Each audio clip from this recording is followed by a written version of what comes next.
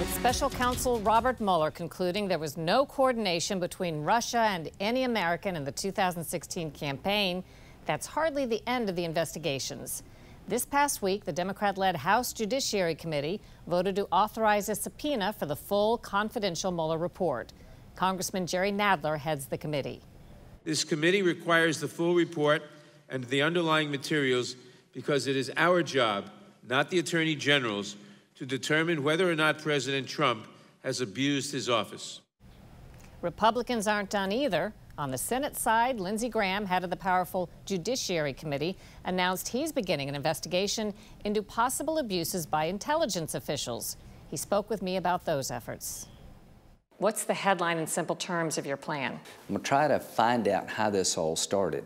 Mueller has told us there's no collusion. Well, how did the whole idea of collusion begin with?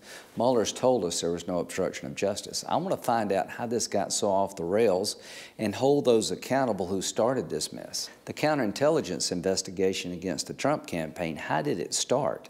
When they found out somebody in Dianne Feinstein's office may be working with the Chinese government through a counterintelligence investigation, they called Dianne up and said, "You got a problem," and she took care of it. That's what the law requires. They never told Trump that you may have a problem with people connected to Russia. Why? Why do you think? I think they wanted to get into his campaign using counterintelligence as the way to do it. I think they didn't really believe there was collusion. They just wanted to get into the Trump world. I think they were setting the Trump campaign up, leaking this information out to make it believe they were doing something they weren't because they wanted her to win and him to lose. And if you want her to win, how do you indict her for mishandling classified information? If you or I did what she did with classified information, you'd be in jail now. Is Attorney General Barr going to appoint another special counsel? I don't know, but he's going to take it seriously. He's very upset by what he's seen. He believes it was very unprofessional, and he cares about the reputation of the Department of Justice. He's told you this? You've met with him? Yeah. I mean, the FBI director wants to start over, and the only way you're going to get a clean bill of health is for somebody to look and see how it got off the rails. With the House run by Democrats on its track, still looking at Trump and Russia. Right. And the Senate run by Republicans looking at these alleged surveillance abuses, perhaps used against President Trump and his associates. How does one convince the American public, or is it necessary to do so, that this isn't just political tit for tat? See, that's the point. I think most reasonable people believe that Mueller was fair. I stood by Mueller. I've known him for 20 years. I thought he would be fair. At the end of the day, he found no collusion and no obstruction of justice. Bottom line is that should be the end of looking at the Trump campaign. And if Democrats keep going, they're going to look like Oliver Stone trying to find the person who shot Kennedy. At the end of the day, that should be the definitive answer toward the Trump campaign. What I'm trying to tell the American people, nobody has had that kind of scrutiny to the 2016 other side of the story. Nobody has looked at the FISA warrant application process to see if it was rigged. I'm going to do that, but I'm a politician. I'm going to try to find ways to fix the system so it doesn't happen again. But I want somebody like Mueller to look at the potential abuses of the other side so we can close the records and the book on 2016. Until you find that person, Republicans believe, and I think rightly so, that there's plenty of evidence that the Department of Justice and the FBI wanted Clinton to win and Trump to lose, and they took the law in their own hands, and that should scare everybody.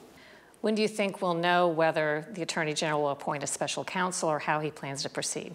Probably sooner rather than later. He's going to be before the committee May the 1st to testify about the Mueller report. That will be up to him, but I'm confident he is going to have somebody look into the other side of the story, somebody to look at the FISA warrant abuse, somebody to look and see if a counterintelligence operation was a backdoor way to get in the Trump campaign, and somebody to look and see how they treated Clinton versus an average American. Now, whether that's a special counsel or in-house, I'm sure he's going to do it. I just don't know when. The vote by Democrats authorizes a subpoena for the Mueller report and the evidence collected in the 22-month-long investigation, but they have not actually issued a subpoena. We also talked to Senator Graham about another hot topic, the border. This week, President Trump took another stand on his threat to shut down the Mexican border. He says he'll give Mexico a year to stop the flow of drugs and migrants into the U.S. Graham explains why he supports that move. You need three things. You need to get Mexico to stop the caravans. Under international law, you have to claim asylum in the first safe place you reach. That's Mexico. Mexico, under international law, is considered a safe place to apply for asylum. So Mexico is letting people walk thousands of miles through Mexico. They put them on buses. They drop them off at our front steps and say, here. So Trump's right to tell Mexico, if you keep that up, I'm going to shut down the border. You got to change your laws. You got to make sure that the three countries where we get 70% of these illegal immigrants, that we're going to cut their aid off until they change their practices. You got to change our laws, put Mexico on notice, and tell the three countries in question to knock it off. Wouldn't you say that the more money we give them to fix their problems, the more incentive they have to let more of their people come here, so it looks like we need to give them more money to fix their problems? Every time a problem is created, the solution is money.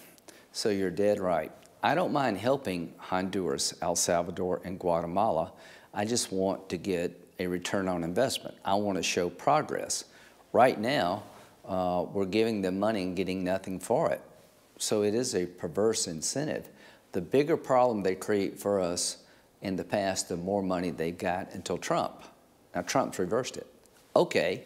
If you don't get better, you're not going to get any money. That'll work. And he's telling Mexico, if you don't stop these caravans before they get to the U.S. border, we're going to shut down the border, and they need trade with us more than we need with them. One piece of trade leverage the president has mentioned is a possible tariff or tax on cars made in Mexico and shipped into the U.S.